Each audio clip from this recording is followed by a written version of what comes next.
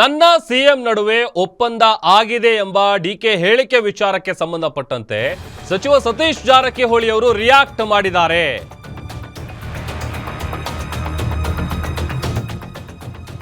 ಒಂದ್ ಕಡೆ ಸಿದ್ದರಾಮಯ್ಯ ಅವರು ಸೆಷನ್ ನಲ್ಲಿ ಆ ತರದ ಒಪ್ಪಂದನೇ ಆಗಿಲ್ಲ ಅಂತ ಹೇಳಿದ್ರು. ಬಟ್ ಟೆಂಪಲ್ ರನ್ ಮಾಡ್ತಾ ಇದ್ದಂತ ಡಿಕೆ ಶಿವಕುಮಾರ್ ಅವರು ನನ್ನ ಹಾಗೂ ಸಿಎಂ ನಡುವೆ ಒಪ್ಪಂದ ಆಗಿದೆ, ಹೈಕಮಾಂಡ್ ಕೂಡ ಒಂದು ಒಪ್ಪಂದಕ್ಕೆ ತಂದಿದೆ, ಈ ಒಂದು ಹೇಳಿಕೆ ಕೊಟ್ಟಿದ್ರು.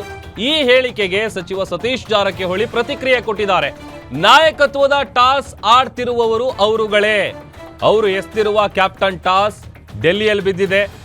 ಅದು ದೆಹಲಿ ಏನಿದೆ ಫಿರೋಜ್ ಶಾ ಕೋಟ್ಲಾದ ಮೈದಾನದಲ್ಲಿದೆ. ನಾವು ಕ್ಯಾಪ್ಟನ್ ಜಾಗದಲ್ಲಿ ಇಲ್ಲ ಮತ್ತು ಥರ್ಡ್ ಅಂಪೈರ್ ಕೂಡ ಇರಲಿಲ್ಲ. ಇಬ್ಬರೇ ಟಾಸ್ ಹಾಕಿರುವವರು. ಅದು ಹೆಡ್ ಬಿದ್ದಿದೆಯೋ ಟೇಲ್ ಬಿದ್ದಿದೆಯೋ, ಅಧಿಕಾರ ಹಂಚಿಕೆ ಬಗ್ಗೆ ಒಂದು ರೀತಿ ಮಾರ್ಮಿಕವಾಗಿ ಮಾತನಾಡಿದ್ದಾರೆ ಸಚಿವ ಸತೀಶ್ ಜಾರಕಿಹೊಳಿ. ಅವ್ರನ್ನ ಕೇಳ್ಬೇಕು, ನಾವೇನು ಹೇಳೋದಿಲ್ಲ ಇದ್ರಾಗ.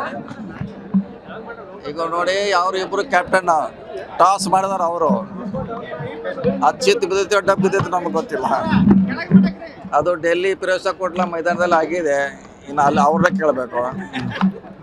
ನಾವು ಅಲ್ಲಿ ಇಲ್ಲ, ಕ್ಯಾಪ್ಟನ್ ಜಾಗದಾಗ ನಾವಿಲ್ಲ. ಹೆಡ್ ಟೇಲೋ ನಮ್ಗೆ ಗೊತ್ತಿಲ್ಲ.